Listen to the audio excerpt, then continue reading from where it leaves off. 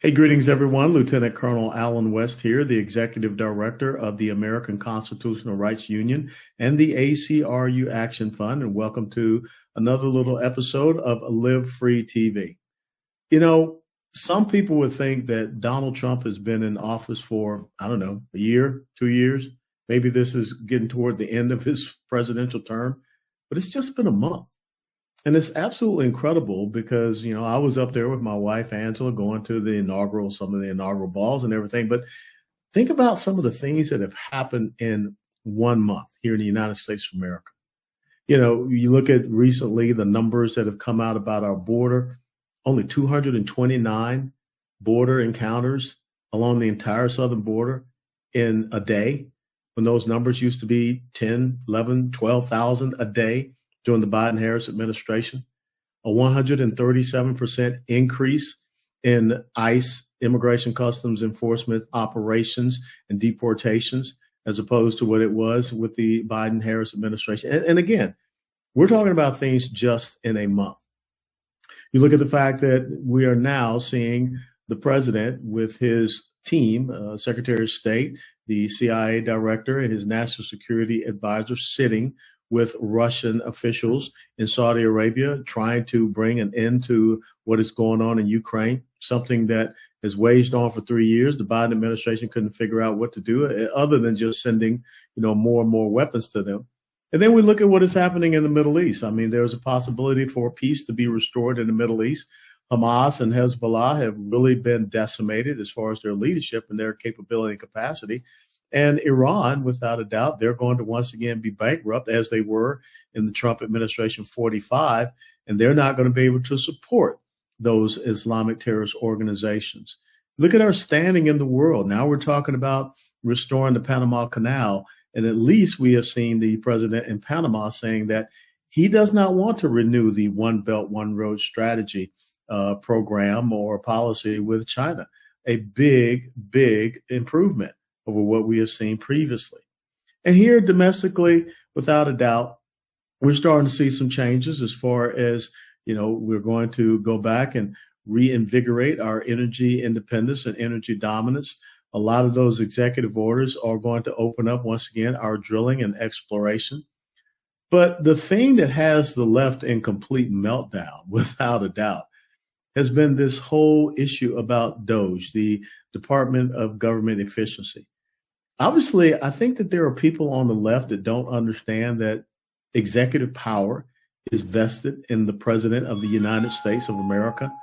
That's comes straight out of the Constitution of the United States of America in Article 2, and we should be abiding by that. So when you have district judges that are coming along trying to say, oh, Mr. President, as the Chief Executive Officer in the United States of America, you're not allowed to do this. You're not allowed to do that. You're not allowed to, take care of the fraud, the waste, the abuse, the spending that is happening within the executive branch. Kevin O'Leary had a great little, comment on what DOGE is doing right now. Let's go to that clip. This is wildly popular because we have a unique situation. You've got Elon Musk with his own international broadcast network. He can publish anything he wants on it any time. He goes into these agencies, 48 hours later, puts a list of crazy stuff like you just detailed. People see it all through the U.S. and around the world and say, this is nuts. And it just fuels what else is out there. So what's happening here has never happened before. He could only do this with the power of the executive behind him because all of the people that are managing these mandates and these programs are being embarrassed by this. Whether you just got the job or whether you were there in the Biden administration, Elon doesn't care who you are. He just publishes it anyways, and then it's all over your face. There's a lot of tension going on here with the management of these programs, and particularly when we start talking with the FAA and the Pentagon. I mean, oh, baby, wait till that one comes out, because that is always going to be a black hole saying, well, it's for defense, and I can't tell you what it's for. But now there's accountability. There's so much fat dripping off these chickens. This is the best barbecue I've ever seen. And what American doesn't like a good barbecue? I know that I do. And so think about how we just found out in the Department of Health and Human Services, $22 billion went to people here illegally so that they can get cars, they could get housing, and they could even open up a line of credit. While we have Americans who are struggling, suffering, lost everything in Western North Carolina, East Tennessee from Hurricane Helene, and also now we have the fires that ravaged portions of Los Angeles County. But now this is being revealed. The billions of dollars that are sent to other countries for leftist ideological programs and things of this nature. And I have to agree with Mr. O'Leary in that I believe that without a doubt, the rantings and ravings and the machinations and the unrighteous indignation that we see from members of Congress is because they're getting embarrassed. See, by the Constitution, we have three branches of government. We have a legislative branch, an executive branch, we have a judicial branch. There are checks and balances that are in there, but they're co-equal branches of government. But one branch has not been doing their checks and balances. And that's the legislative branch over the executive branch, because they do have what is called congressional oversight. We see, members of federal government agencies that are supposed to come over and testify. They're supposed to, go back and justify the money that they have been appropriated. They have inspector generals within these respective federal government agencies. What are they doing? So now all of a sudden, all of this is being revealed to the American people. And the left is in a complete apoplectic meltdown to the point where it's just been 1 month of President Trump being in office, and they're already calling to impeach him. Impeach him on what? Al Green, the Democrat representative from Texas, he said because of dastardly deeds. I can think of a whole lot of dastardly deeds that came out of the Biden-Harris administration. Number one being opening up your border, violating your sovereign republic, and violating the Constitution of the United States of America, to the ends by which 250,000 Americans lost their lives because of fentanyl poisoning and things of this nature. When you hear leftists that are saying that they're not going to allow criminal illegal immigrants to be deported, that's another thing that the American people are fully on. The American people want to know where their money has been going. Recent reports is that we have people in the United States of America, or at least Social Security numbers, that are 129 to 150 years old. Now, maybe checks aren't going to those Social Security numbers, but why are they still active? We have more Social Security numbers than we have citizens in the United States of America. How does that happen? And it's those type of things that the American people are looking at what is happening, a real audit of the United States federal government, saying, keep going. This is good. But one of the things that you have to always pay attention to is President Trump likes to goad people. And I think one of the recipients of his goading right now is the country of Canada. Roll, and let's listen to President Trump. Why would we pay $200 billion a year in subsidies to Canada when they're not a state? You do that for a state, but you don't do that for somebody else's country. So I think Canada is going to be a very serious contender to be our 51st state. My next guest is saying that we need to take those threats more seriously. What happened to make you emerge from that meeting feeling that way, that we need to take these threats more seriously? Well, first of all, from day one, I have said on this show and others that this is a serious threat, and to not dismiss the president's rhetoric as being humor, because that's his style. His style is often to throw something at the wall and see if it sticks, and starts as a joke and then becomes a policy and then becomes reality. That whole segment kind of reminded me of the Batman movie when Heath Ledger played the Joker, and he would always say, "Why so serious?" I mean, really? I mean, Canada is, I believe, kind of larger than the United States of America. There's no way we're going to make it a 51st state. But I do think that this whole issue of using tariffs is very important, because why shouldn't we have reciprocal tariffs?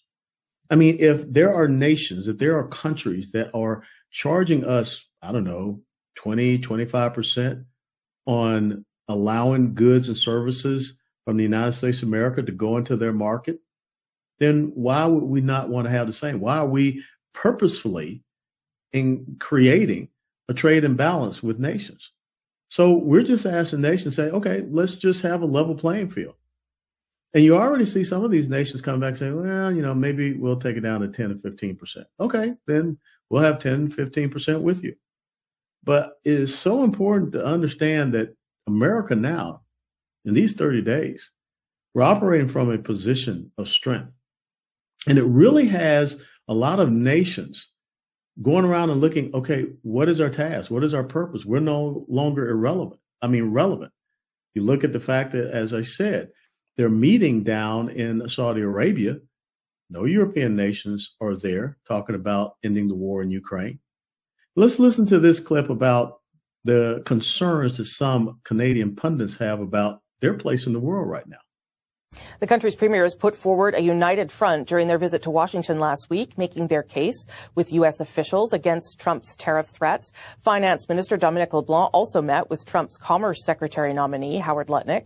So is Canada making any progress on negotiations? To me, the most important thing that has been happening in the last couple of days is Justin Trudeau's trip to Europe, meeting with the Secretary General of NATO, meeting with European counterparts. That's where you build counterpower.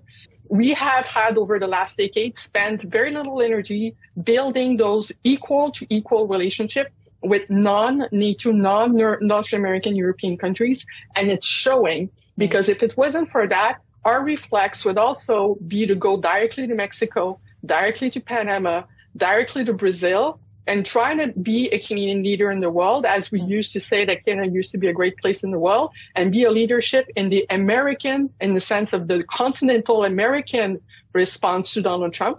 Because what Donald Trump is doing, not just a threat to us, but it's a threat to the security in the Americas. And there is a place for Canada to play a role in the leadership for the Pan-American response to Donald Trump as a security threat to the continent.